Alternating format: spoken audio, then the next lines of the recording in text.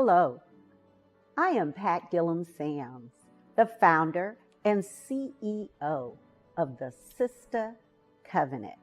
What is the Sister Covenant? It is a platform for purposed and powerful women to empower and inspire other powerful women of color. Black women are resilient. We nurture the world, our families, our spouses, our children, our communities, the boardroom, and everything in between. But who fills our cup? I often am reminded of when we fly, we're told to put our oxygen mask on first. And that is what the Sister Covenant is all about. It's a safe space for authentic dialogue between sisters, my friends, your friends, all of our friends, coming together for a time such as this. Join me Sunday mornings, 8:30 a.m. Eastern Time, first, third, and fifth Sundays for the Sister Covenant, a safe space to laugh a lot, cry a little, and fill your cup.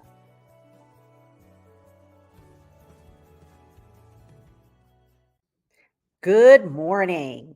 Great Sunday morning and welcome.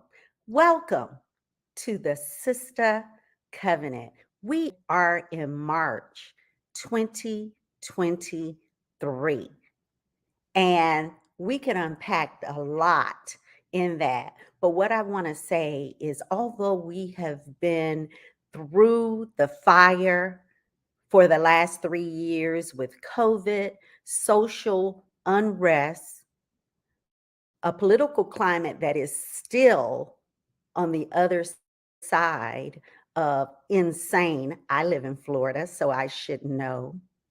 We are still standing. We are still standing tall. We are here, and we ain't going nowhere, nor are we going back, and we ain't nowhere's tired yet.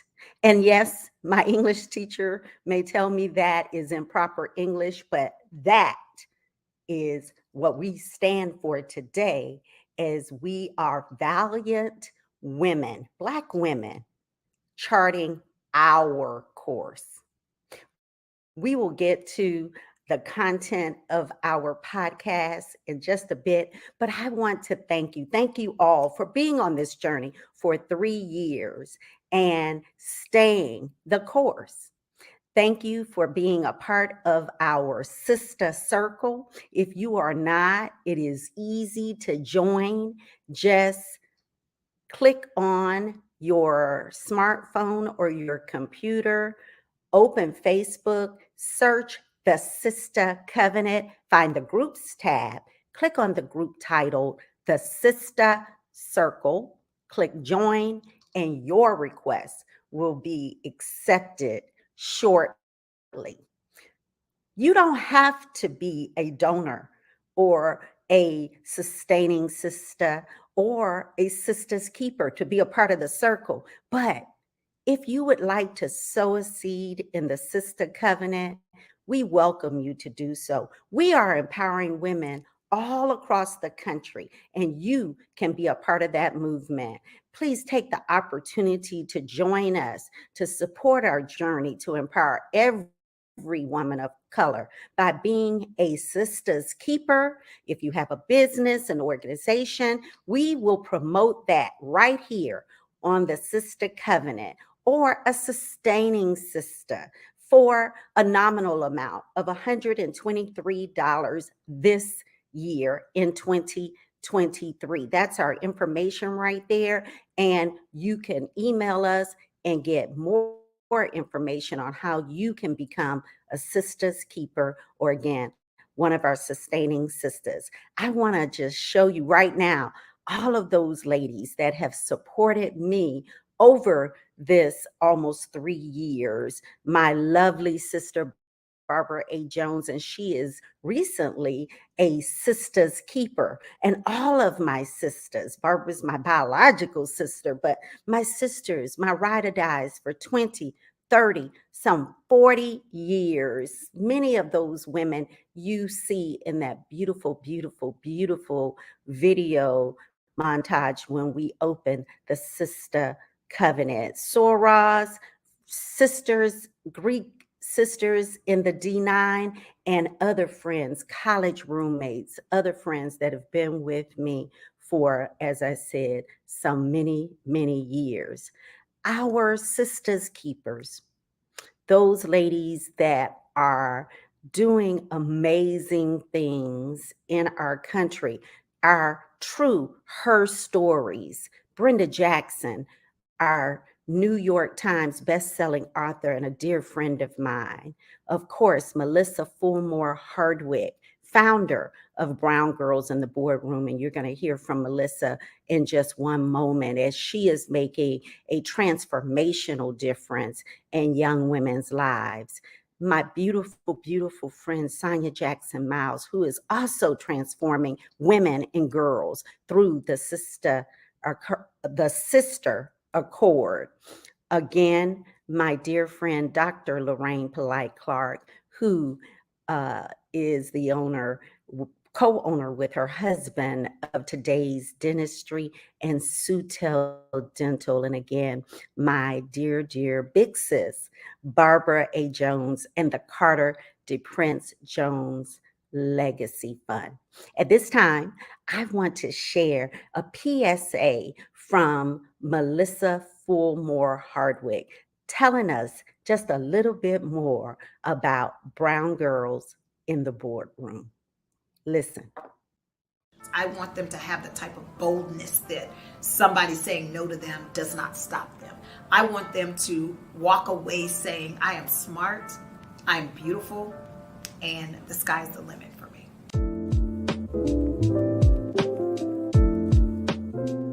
Hi, my name is Melissa Fulmore Hardwick, and I'm the founder and executive director of Brown Girls in the Boardroom. During a very tough time in our world, if you will, and I was sitting in a boardroom meeting one day and looked around, and I think there was another female, but nobody else in the room that looked like me. And I said, you know what, this is the time. And so for my 50th birthday, I actually gave myself permission to start this nonprofit. And I said, I'm going to call it Brown Girls in the Boardroom. And I say boardroom, I don't necessarily mean the corporate boardroom. It's any room that they feel like they want to be present in. How do you help these girls show up? So that was my inspiration for starting Brown Girls in the Boardroom. Let me just quickly say, it was not a process, it was a journey. And I call it a journey because the work was already being done. So I had some girls that were interested. Some of them were my nieces, some of them were a local college of young ladies that were aspiring to get into jobs that they were having challenges doing so. And the group of women that had been successful in their careers already, that were already on this journey as well, decided to join in. And so as we joined forces, it was just almost seamless. And this is how I know it was meant for this organization to be stood up.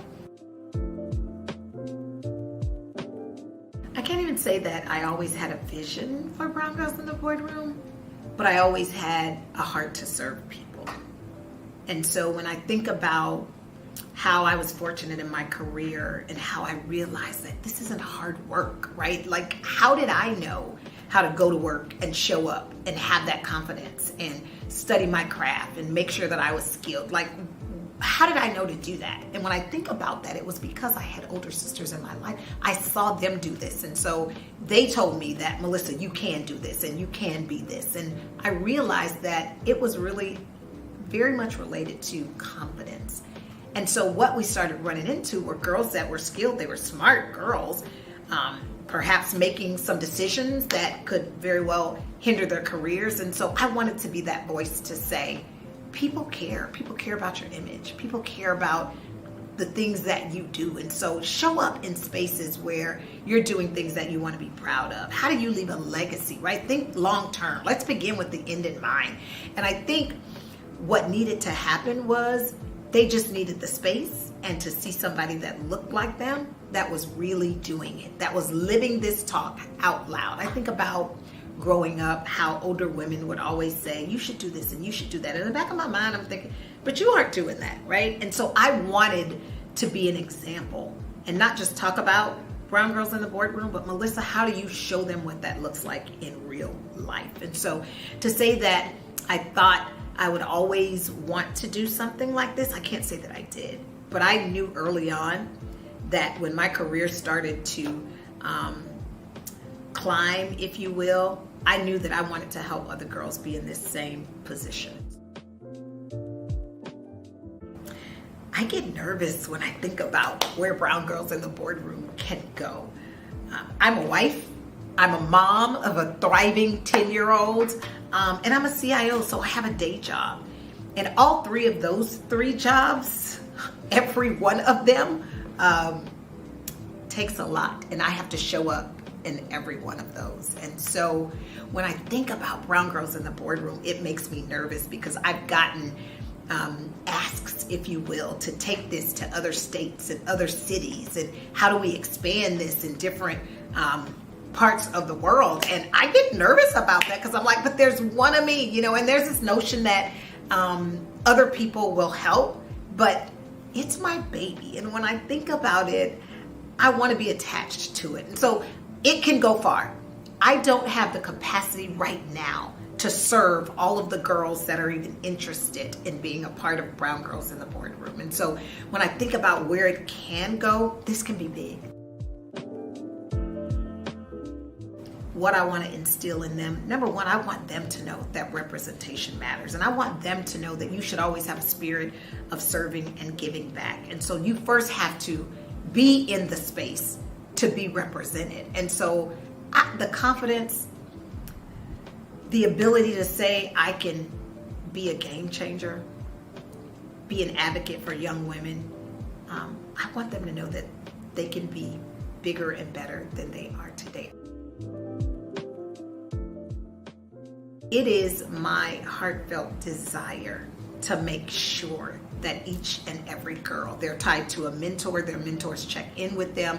You know, we're teaching them how to golf, right? We're teaching them finance, etiquette. We're teaching them how to show up in spaces, emotional intelligence. And it is my desire that they level up in their careers. And in fact, that's our theme right now, leveling up. How do you level up? Whether you are a cosmetologist and leveling up means starting your own salon, whether it's you are in IT and leveling up means you get some certifications and move to a higher job, whatever it means to them. But I want them to be better than they were when they ran into Melissa Fulmore Hartwig and Brown Girls in the Boardroom. Representation matters, and I want them to represent. Powerful, powerful, powerful woman. Amazing, as I said before, transformational work in the lives of young women. You are enough, just where you are, but we are going to ensure that you reach the highest heights and your full potential, your God-given purpose. Now, March, we are in March, and in addition to it being Women's History Month, it is also a month where we vote. Local elections are important. They impact your everyday lives. Here in Northeast Florida, we will be voting in our primary or our Unitarian election coming up just next week. We are in early voting right now. So I implore you, I beseech you to vote. March 21st here in Duval County is our voting day. Women have laid on the line to ensure that we as women, and specifically Black women, can vote.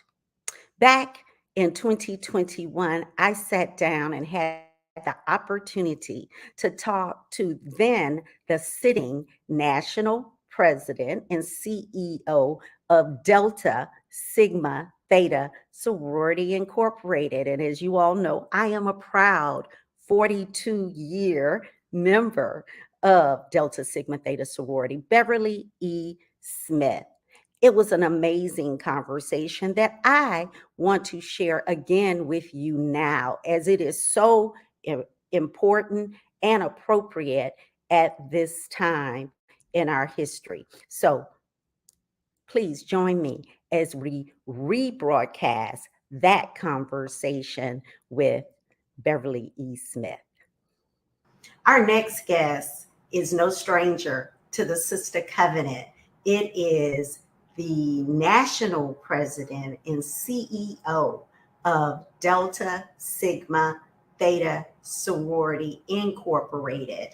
Beverly E. Smith was one of the first featured guests on the very first podcast on November 1st, 2020. And she is back with us today to talk about just what Congresswoman Demings mentioned, the Women's Suffrage March, and little known history around the Black woman's place on that fateful day in 1913 and over the years of social action as Delta Sigma Theta and many other Black women took our rightful place, and we are taking our place in history.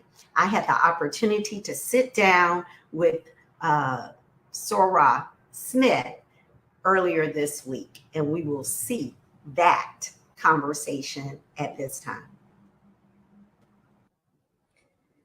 Great Sunday morning, National President Sora Beverly E. Smith. Welcome back to the Sister Covenant. How are you? I am fine. Thank you, Sora Sams. It's so good to see you again. It is good to see you, and happy Sisterhood Month. Thank you, ma'am. Happy Sisterhood Month to you. You know, we have celebrations going on all over the place. Yes. Got all kinds of posts on the social media sites. So everybody's excited everywhere. So it's good to be with you on Sisterhood Sunday. Why don't we call it that? There you go.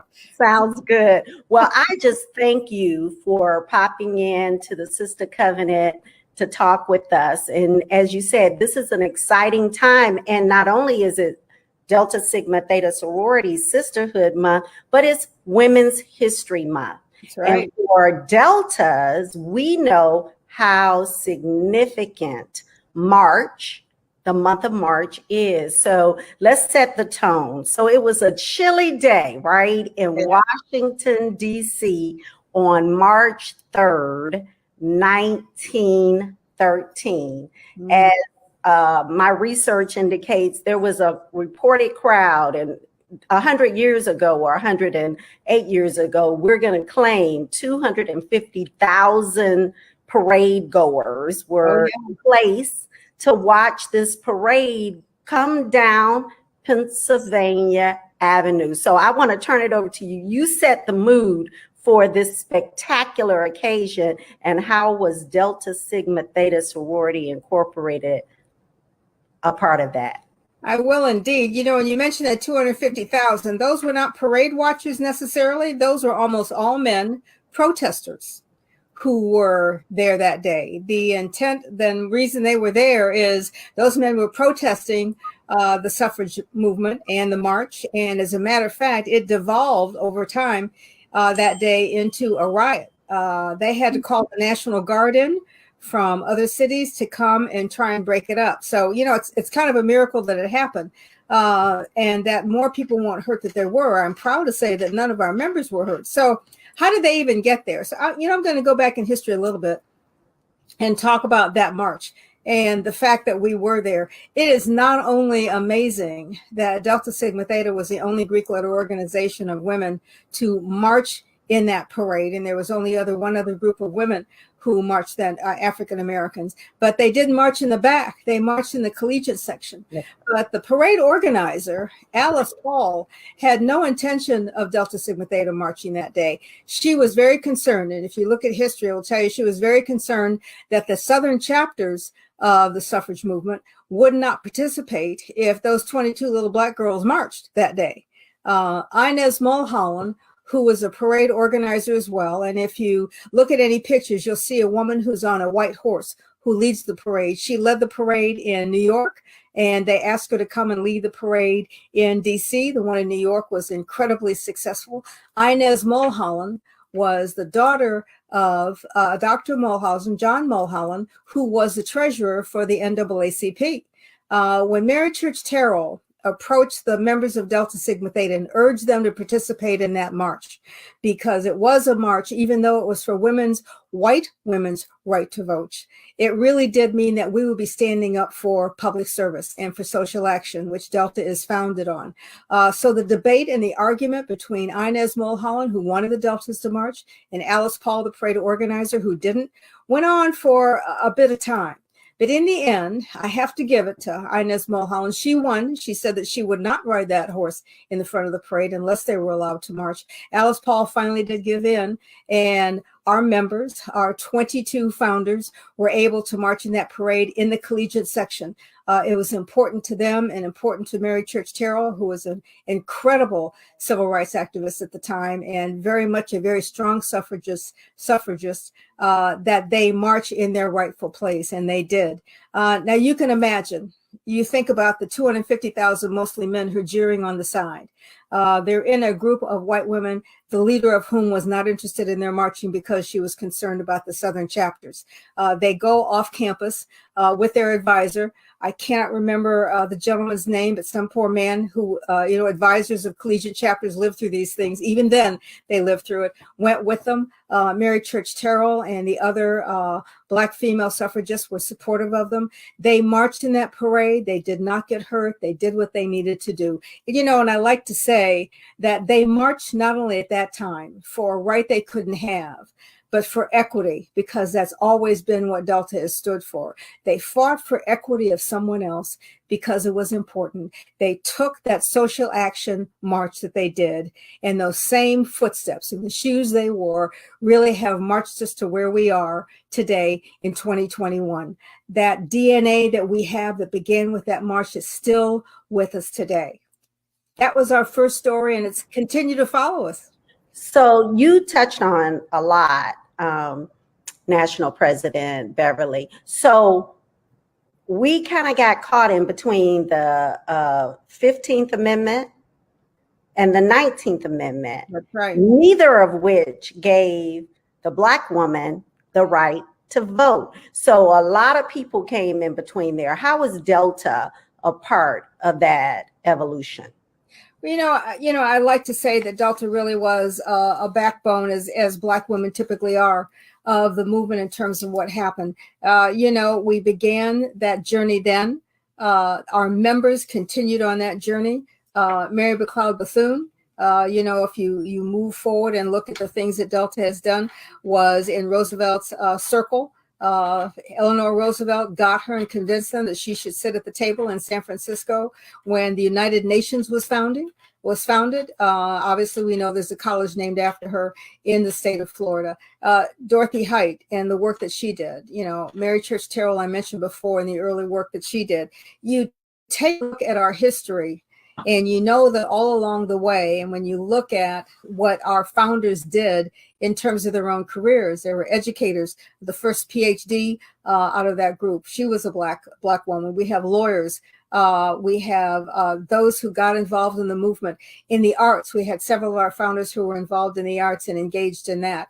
They really, through their careers, they founded new chapters as they grew. We grew from that one first chapter to, we have initiated 1,000, we have chartered 1,058 chapters. We have 15 chapters that are international.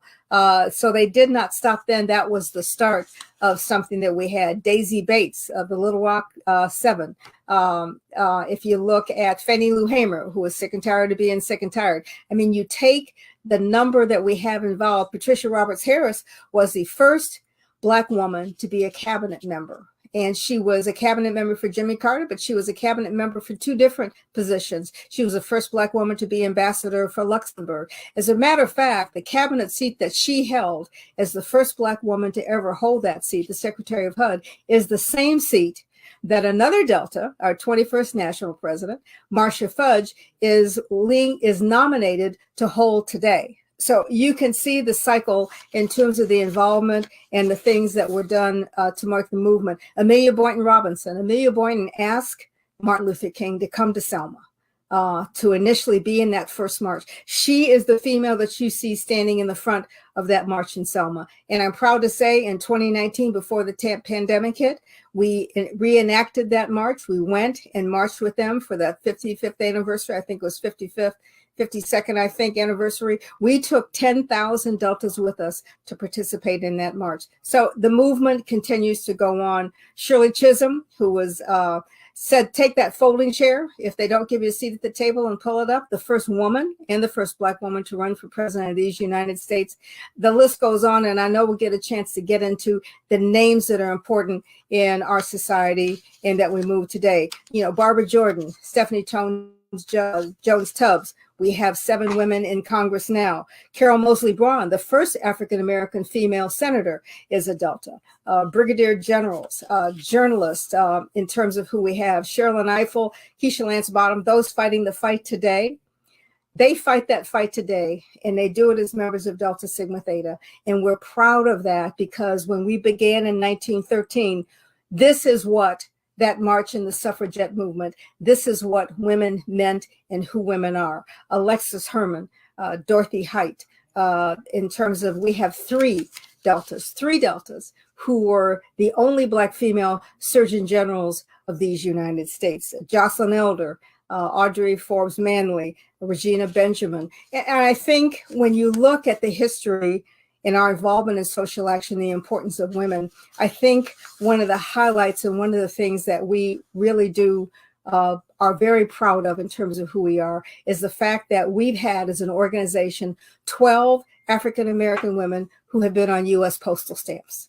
12, Mary McLeod Bethune, Patricia Roberts Harris, Ethel Payne, great journalist, Wilma Rudolph, Mary Church Terrell, Daisy Bates, Fannie Lou Hamer, Barbara Jordan, Shirley Chisholm, Dorothy Height, Lena Horne, Gwen Ifill, all of them. And if you look at from the names I had, you can see from the very beginning in 1913, those names on U.S. postal stamps reflect what happened in 1913 all the way up until today.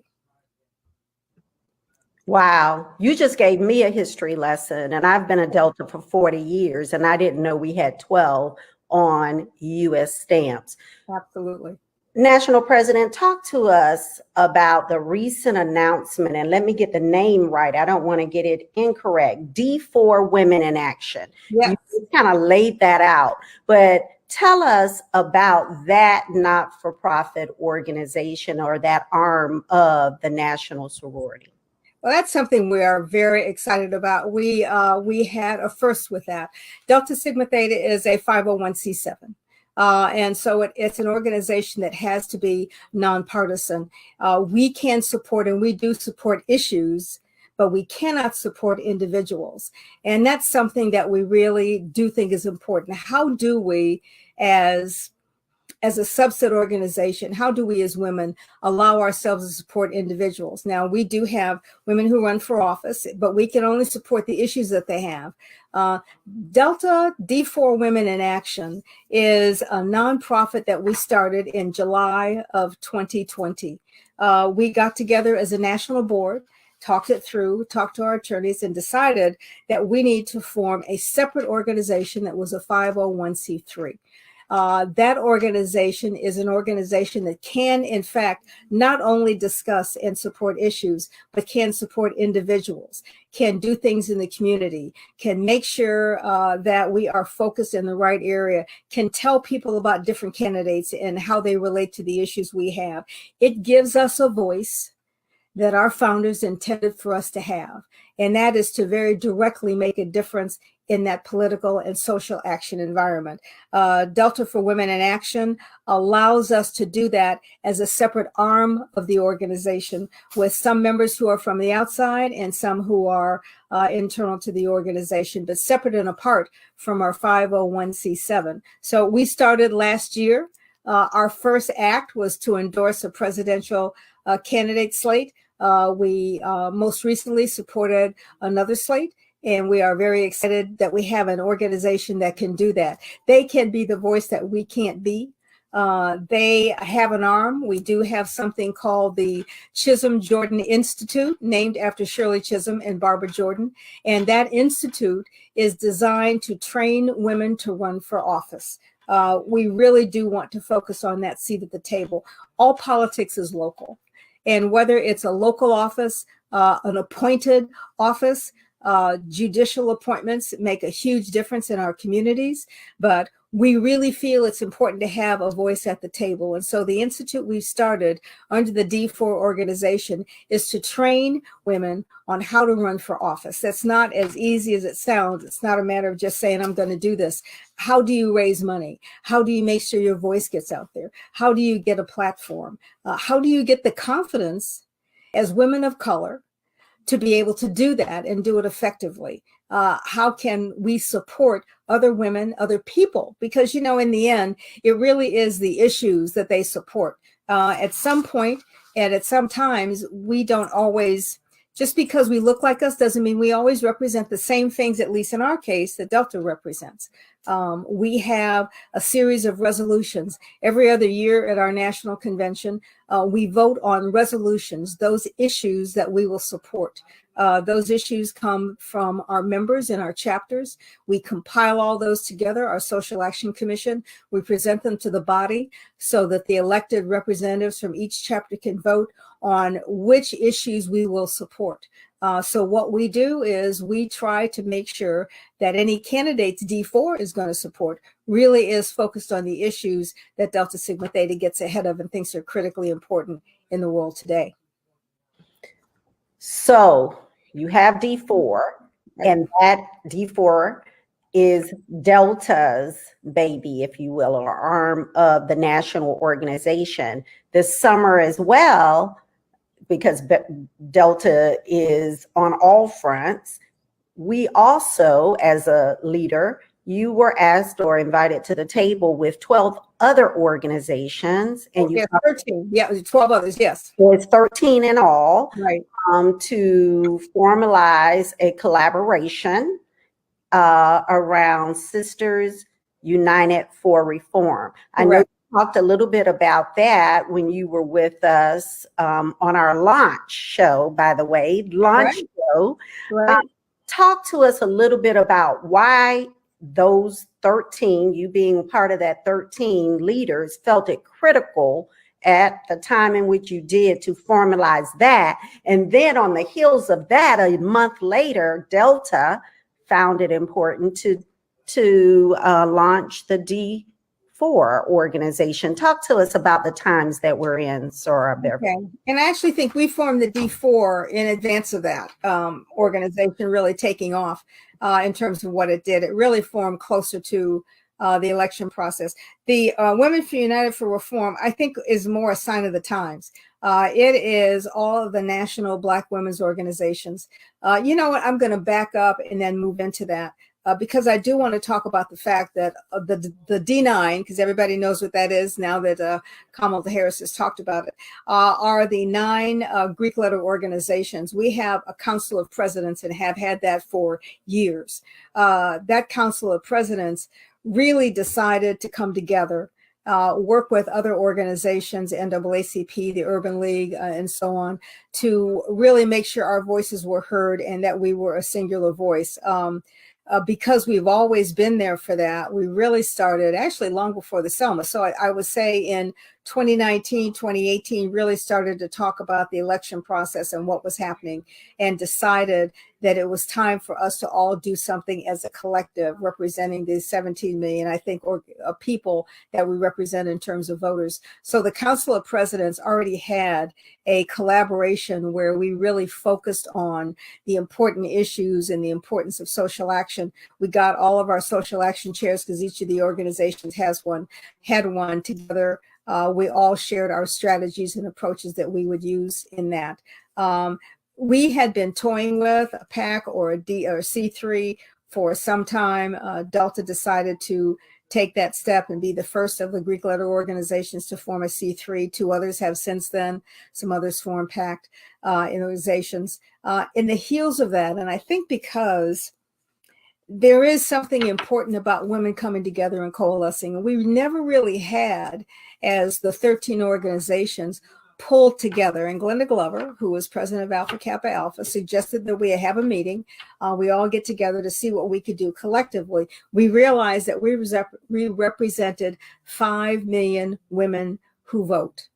And that's important in our organizations, and that the women needed a voice. Now, the men have done something similar, I think not to the extent that we have, but we kind of formalized ourselves in terms of Sisters United for Reform, and started meeting on a regular basis, getting to know each other as leaders, and decided that we really needed to act as one unit. I think for us in general, and for people of color in general, we've reached a point where we understand we have to come united together, that we are much stronger together than we are apart as organizations. You know, our organizations all have a niche of strength, but when you put those organizations together to really focus singularly, then you've got a powerhouse. And I think you would agree with me, Soar Sams, that when you pull women together, then you really do have a coalition that is focused on moving. We have been women behind the scenes for a long time. In some cases, we've come in front, but we've always been a backbone that's there. We were the last women to get those rights that we felt we needed. And of course, we still fight for those rights as women in general, but also as women and people of color. We really felt that we were at a point last year in the fall where we really needed to think about what kinds of things can we do as a unit? What can we support? How can we collaborate and make sure that we're supportive? Because, you know, we're all in, a lot of us are in the D9 organizations as well. So it was a double collaboration, a double whammy, if you will. And we made sure we worked with each other, not to step on each other's toes, but to work in unison so that our footfalls were in line with each other. And really have enjoyed the relationship. I think in addition to coming together to make sure that we make statements on issues of significance, importance to women, I think we've come together to get to know each other as friends. And that's also important. And it's also a message we want to share to our members that we may wear different colors. It does not matter the colors that you wear. Those are superficial things in comparison to the things that we have in common that we've got to make sure we work on in common. So it's a collaboration that I'm certain will continue beyond our presidencies to those who are presidents of these organizations in the future. So Vice President Kamala Harris, you mentioned her a moment ago.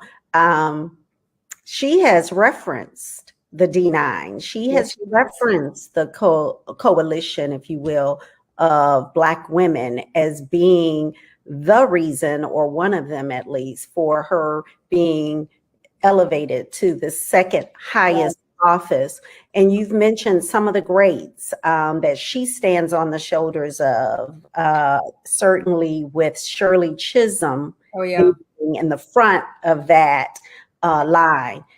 And her mantra of bringing a chair to the table if there is not one for you. So at this time in history, we have a chair, we have a space at a table. How do we, as Black women, women of color? How do we ensure that that space, that place, that chair is at that table for the legacies and the women behind us, Right. all of the women? How do organizations like Delta Sigma Theta and others remain relevant, not just now, where it seems to be kind of cool to be a Black woman? Right. How do we ensure that we can continue that momentum? Well, we do things that we're doing in D4. I mean, we support each other. We make sure that we have tools and tables for us to sit. We have to make sure we have the Shirley, the Jordan Chisholm Institute that we have that's training people in how to run. We've got to make sure that we have members, all of us, who feel comfortable putting it forward. We have to recognize the potential that's there in women and continue to push them forward. It's not, Dr. Height was a good friend and mentor of mine, Dorothy Height, and she always said, we have to stop being crabs in a barrel. There's more space than for just one. One of us can't climb up and then another one comes behind to pull each other down. We have to continue to boost each other and understand that if we have a seat at the table, the intent should be to bring others along. It's like Kamala Harris said, I'm the first, but I won't be the last. I shouldn't be the last. It's up to us on whether or not she's the last or not. We have to make sure that we push each other. Those of us who are leaders and being leaders for a long time, I hope we are all identifying the next leaders and training them and working with them to make sure that they exceed far beyond anything we've ever accomplished. I think leadership, with it comes the responsibility of making sure you grow the next leader to move forward, that you extend yourself to make sure that leadership happens for others, that at the seats at our table, inside our organizations, we bring in younger sowers with great potential and start training them up so that they can not only lead the organizations we lead, but that they can lead outside these organizations into other spaces in the country. It's a big country.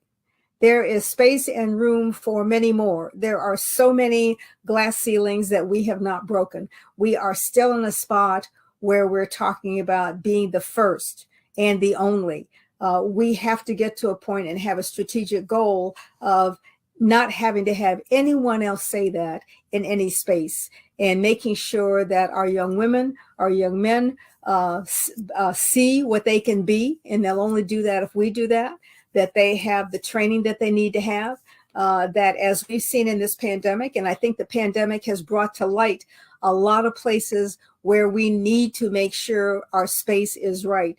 Just this virtual learning alone, we have so many talented, smart young men and women, children of ours, who are in areas where there is no bandwidth and their education is falling behind. We have so much more work to do that may have not come to light, and people might not have. We've always been aware, but I think others might not have been aware. We have to use this moment to focus on those gaps we have. We have to make sure there's equity in education, and equity in education means something different than it used to. It's not brick and mortar schoolhouses. It's bandwidth. It's internet access. Those are the things that matter in education today. We can't build those in terms of a brick building, but we certainly can make sure, and it might be easier to make sure there's equity at that level. That means we need to have people at the table at the FCC. I mean, you don't think about the spaces that we're impacted by where we need to have a voice, but we've got to start looking at where are our gaps. Where are the seats that we need someone to be at the table and speaking up and speaking out, just not getting a seat and holding on to it to say, I got here. That's not what that seat is for. The seat is to be used to make sure that you're doing something with it so someone else can get there, so that those in our communities where we don't have equity have it. We have to do something to make sure empowerment is something that we are all comfortable with. And I think that's the role that our organizations have, and the role that we're all willing at this point to take on. So you are a woman that has shattered glass ceilings in your own right. What would you say to your younger self? What would you say to Beverly at age 30 if you had the opportunity, especially in light of where we are today in 2021? Oh, at that point, at age 30, My dad was a civil rights activist, and he was a strong believer in integration. He somehow felt that if we all got to know each other, that that things would be better because people would realize that we are more alike than we are different. So at a very early age, I mean, I integrated my grade school in the third grade.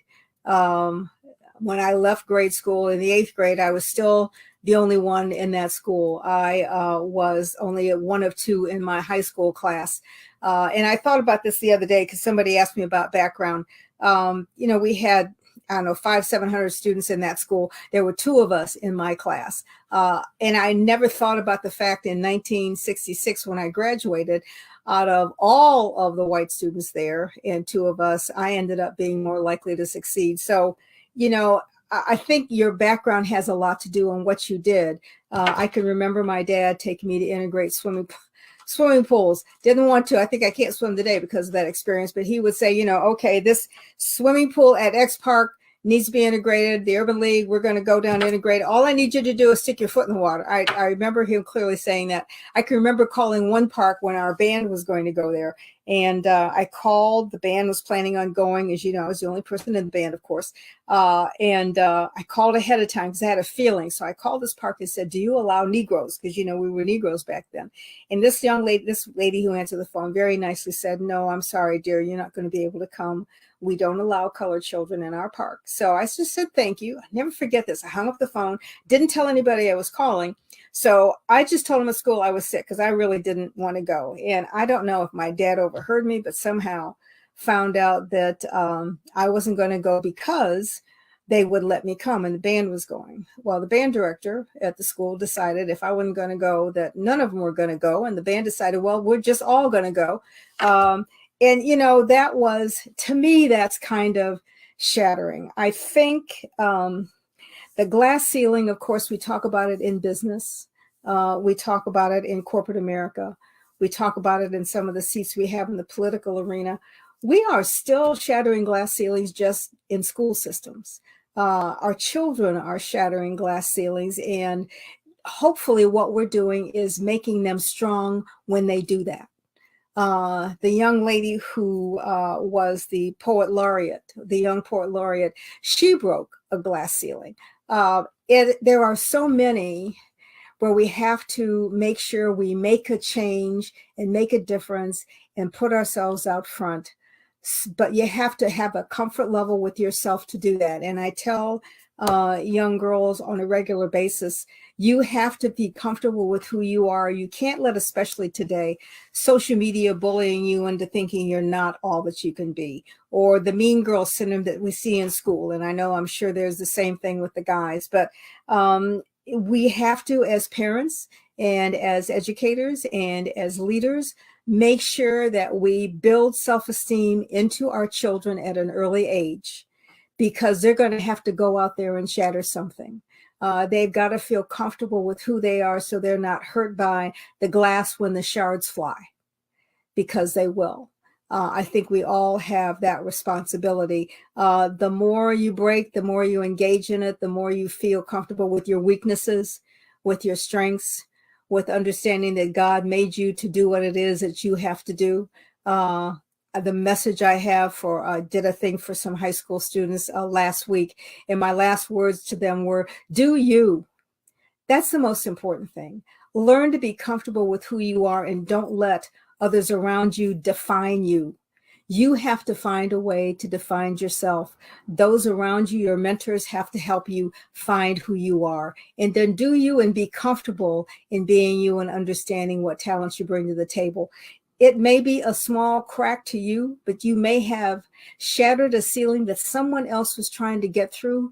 They saw you break it through, and they were willing to do something themselves because they saw it in someone else. So I know that's a long roundabout way to talk about glass ceilings, but I kind of started to define them differently and try to put in front of it the things you have to have inside to be okay with doing that, even though people may not be comfortable with what you did and how you did it. You just have to be comfortable with yourself. That's tough to do, especially in our environment and especially for young women of color, but it's something we have to have our children feel comfortable with?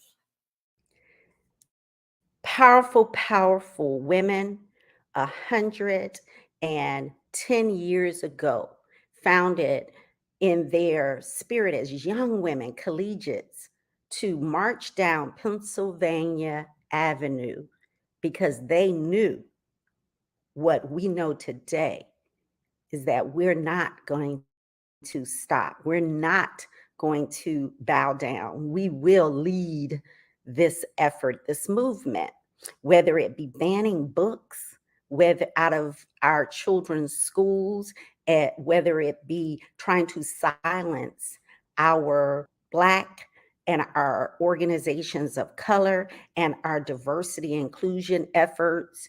We, as women, women of color, Black women, will be on the front line of the movement. I am so humbled and honored to have been in New York this past week as a part of Delta Days at the United Nations as we celebrated 20 years of NGO status. And that's pretty special, y'all. Delta Sigma Theta Sorority Incorporated became a non governmental organization at the United Nations in 2003 during the administration of the 22nd National President, Gwendolyn E. Boyd. Special consultative status as an NGO allows the sorority to provide an analysis and expertise in monitoring and implementing international agreements on issues of mutual concern. As an NGO, Delta Sigma Theta Sorority has the opportunity to gain access to and disseminate information concerning a range of topics on women and children in which the United Nations is involved. Delta Days at the United Nations began in 2004 at the United Nations. So this is our 19th Delta Days at the United Nations and our 20th year holding that NGO status. And I am proud as a member, but I am especially honored and proud to be a Black woman leading this effort, not just locally, but not just nationally, but international. It is important that our voices are heard, from climate change to going to space and beyond. We have to be at the table. And as a member of this organization, we are at the table. So I am excited and honored to have served and to represent my chapter here in Jacksonville at that historic meeting. Again, voting is your voice. I encourage you, I beseech you to use your voice to vote, but not just vote. Ensure that you lean into the process and you ensure that everyone in your circle votes so that we can be sure that our voices are heard, our issues are addressed, and we don't go back. We continue to move forward. With that, happy St. Patrick's Day. Enjoy the rest of Women's History Month, and you make your mark in this world to leave it better than you found it. As always, my sisters, be bold, be brilliant, brave. You are all so, so beautiful. Be valiant, but be vigilant and take care. Be blessed.